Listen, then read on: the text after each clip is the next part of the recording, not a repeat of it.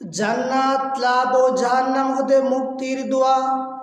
রাসূল সাল্লাল্লাহু আলাইহি ফরমিয়েছেন, মুমিন মুসলমান যখন তিনবার বেহেশত কামনা করে, বেহেশত তখন বলে, হে আল্লাহ, তুমি তাকে আমার ভিতর প্রবেশ করাও।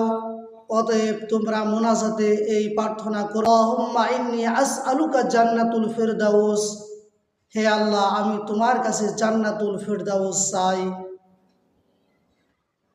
আরও যখন সে তিনবার দুজক হতে মুক্তি চায়, তখন দুজক বলে, হে আল্লাহ, তুমি ওকে আমার ভিতর ঢুকিও না।